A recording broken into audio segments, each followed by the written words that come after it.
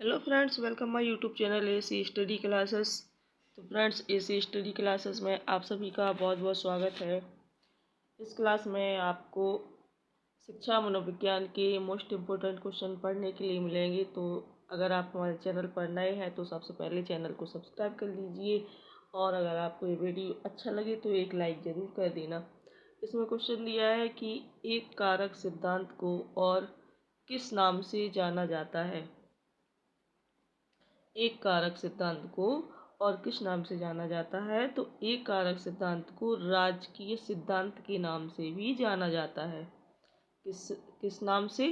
राजकीय सिद्धांत के नाम से भी जाना जाता है।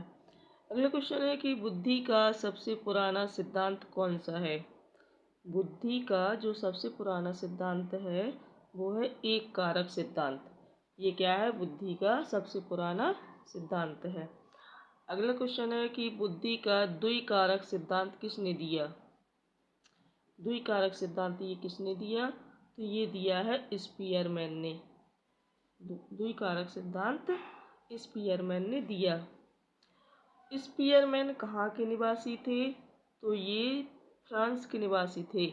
स्पीयरमैन कहाँ के निवासी थे? फ्रांस के। और इन्होंने क्या किया? द्विकारक सिद्धांत प्रस्तुत किया।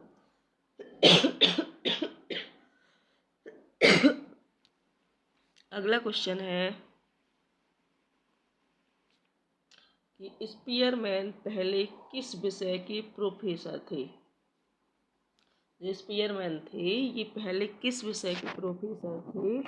तो स्पीयरमैन पहले सांख्यिकी विषय के प्रोफेसर थे, बाद में ये मनोविज्ञान के प्रोफेसर बने। पहले किसके थे? सांख्यिकी के। अगला क्वेश्चन है कि स्पीयरमैन ने बुद्धि का संबंध किससे बताया? स्पीयरमैन ने बुद्धि का संबंध किससे बताया? तो ये बताया है चिंतन से। स्पीयरमैन ने बुद्धि का संबंध चिंतन से बताया। अगला क्वेश्चन है कि बालकों के भाषाई विकास का क्रम क्या है? बालकों के जो भाषाई विकास का क्रम है वो क्या है?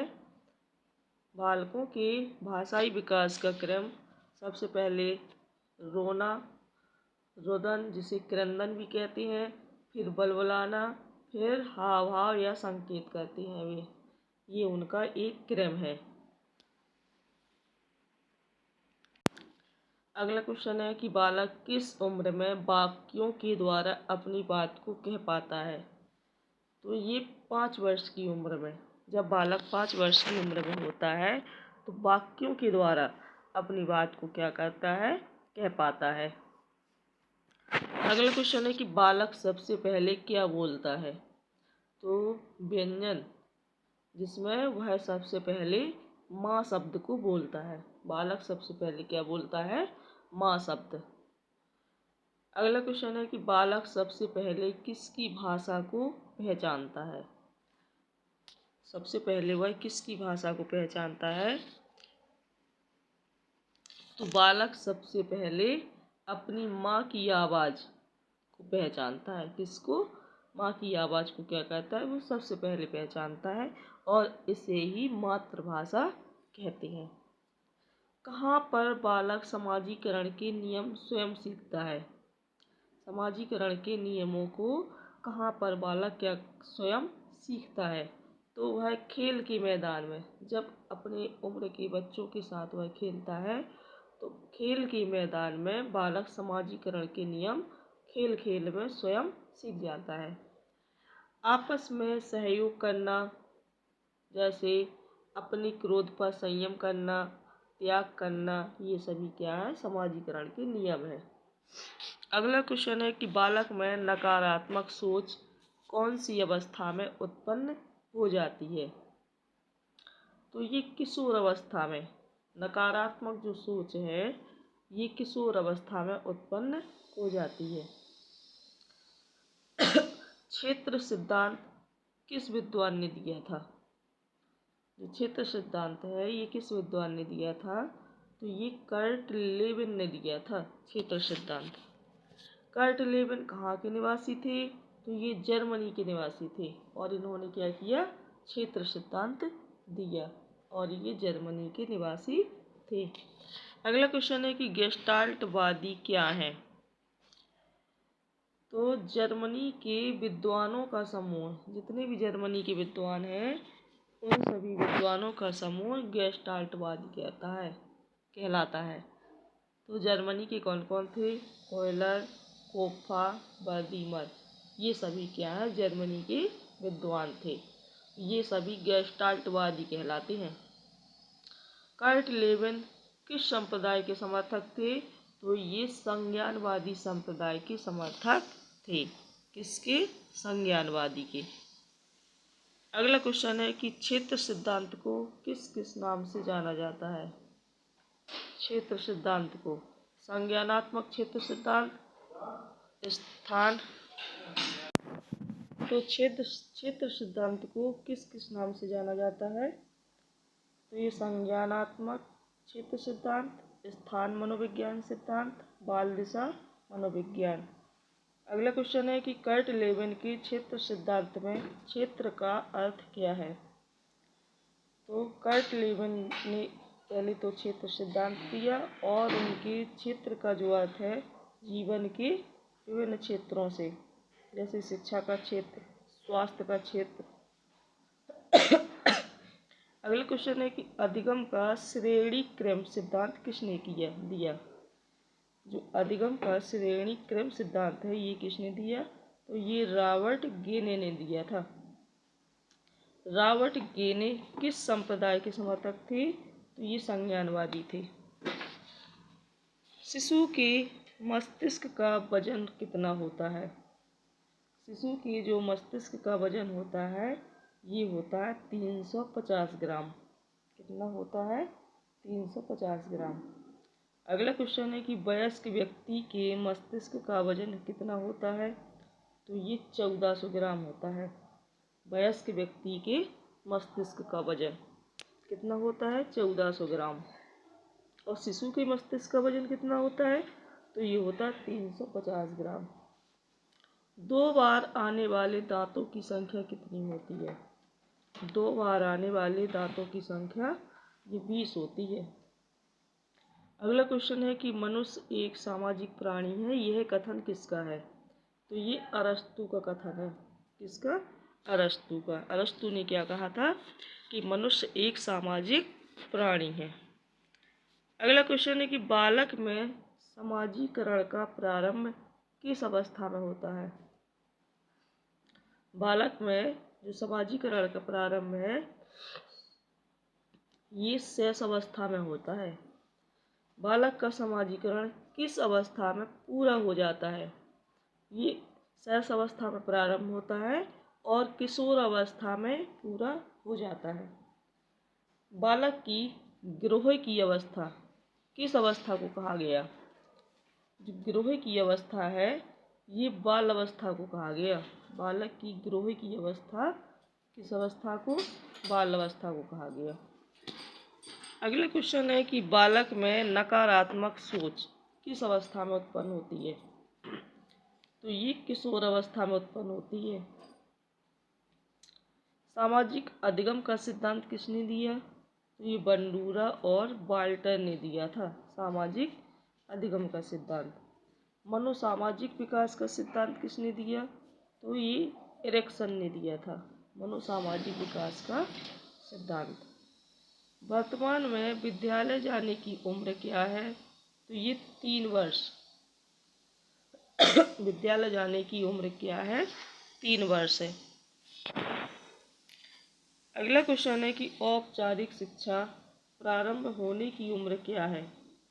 तो ये 6 वर्ष है। औपचारिक शिक्षा प्रारंभ होने की उम्र जो है वो क्या है? 6 वर्ष। शर्म की अवस्था कहा जाता है किस अवस्था को? तो ये बाल अवस्था को कहा जाता है शर्म की अवस्था। अनुकरण की अवस्था किसे कहा जाता है? तो ये शेष अवस्था को कहा जाता है अनुकरण की अवस्था। स्नेह प्रेम की भावना ये किस अवस्था में होती है? तो ये शेष अवस्था में होती है स्नेह प्रेम की भावना। अगला क्वेश्चन है कि सामाजिकता को मापने की विधि क्या है? सामाजिकता को मापने की विधि, तो ये है सोशियोमेट्री।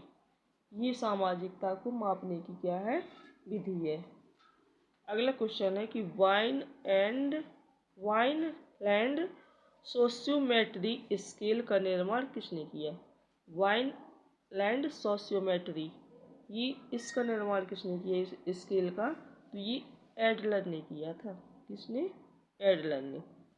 अगला क्वेश्चन है कि एक वर्ष में बालक का वजन जन्म के समय का हो जाता है लगभग 3 गुना। जितना वजन उसका जन्म के समय होता है, एक वर्ष बाद 3 गुना बढ़ जाता है। 6 माह का बालक का वजन जन्म के समय का कितना होता है, तो ये 2 गुना हो जाता है। 6 माह के बालक का जो वजन होता है जन्म के समय 2 गुना। अगला क्वेश्चन है कि जन्म के समय बालक की लंबाई कितनी होती है। 20 इंच। बालक की जो लंबाई होती है जन्म के समय वो 20 इंच की होती है। बच्चे को सबसे पहले भाषा का ज्ञान कहाँ से होता है, ये अपने परिवार से होता है भाषा का ज्ञान। 6वीं कक्षा में पढ़ने वाले बालक का शब्द भंडार लगभग कितना होता है, तो ये 50,000 शब्दों तक हो जाता है इसका। 6वीं कक्षा में पढ़ने वाले बालक का शब्द भंडार लगभग कितना होता है, 50,000 शब्दों तक।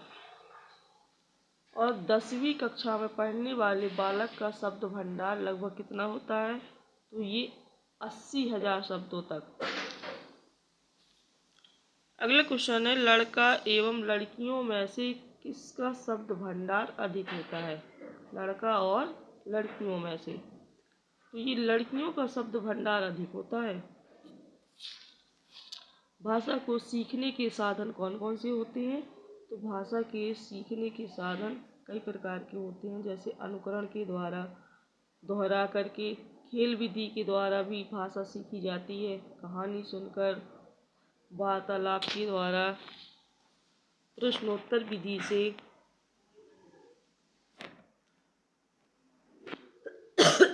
अगला क्वेश्चन है लड़कियां संकेतों के द्वारा बात करना किस उम्र तक सीख जाती हैं, तो ये 6 वर्ष की उम्र तक सीख जाती हैं संकेतों के द्वारा बात करना।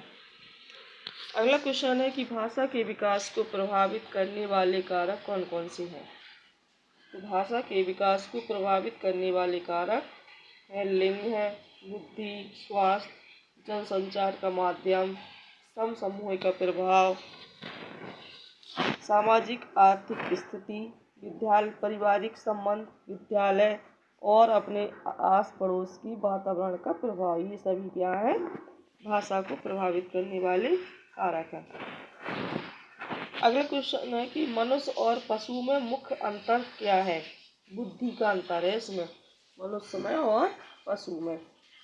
बुद्धि को सबसे पहले किसने परिभाषित किया, तो ये किया था किसने, यूनान के दार्शनिकों ने। बुद्धि को सबसे पहले यूनान के दार्शनिकों ने परिभाषित किया था। आधुनिक काल में सबसे पहले बुद्धि को किसने समझाया, अल्फ्रेड बिने ने 1904 में बताया था बुद्धि के बारे में सबसे पहले। रॉबर्ट गेने कहाँ के वैज्ञानिक थे, तो ये अमेरिका के वैज्ञानिक थे। कहाँ के, अमेरिका के। रॉबर्ट गेने ने बालकों के विकास को ध्यान में रखते हुए अधिगम की प्रक्रिया को कितने भागों में बांटा,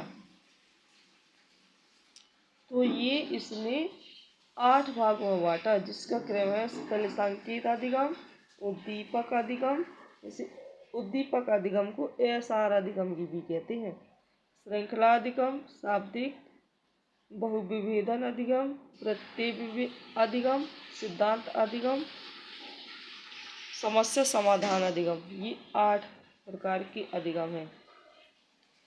रॉबर्ट गेने के अनुसार अधिगम का सबसे निम्न स्तर कौन सा है, तो ये संकेत अधिगम। और सबसे उच्च कौन सा माना जाता है, तो ये समस्या समाधान अधिगम। अगला क्वेश्चन है कि रॉबर्ट गेने के श्रेणी क्रम सिद्धांत के अनुसार अधिगम का सबसे उच्चतम स्तर कौन सा है? तो यही समस्या समाधान अधिगम जो अभी हमने बताया। रॉबर्ट गेने के अनुसार बालक का अधिगम कब पूरा हो जाता है? तो ये 12 वर्ष के उपरांत, जब तक वह अपनी समस्याओं का समाधान करने लगता है तब उसका क्या होता है? अधिगम पूरा हो जाता है। तो फ्रेंड्स, अगर ये वीडियो अच्छा लगे तो लाइक कर देना, और अगर आप हमारे चैनल पर नए हैं तो चैनल को सब्सक्राइब कर लेना।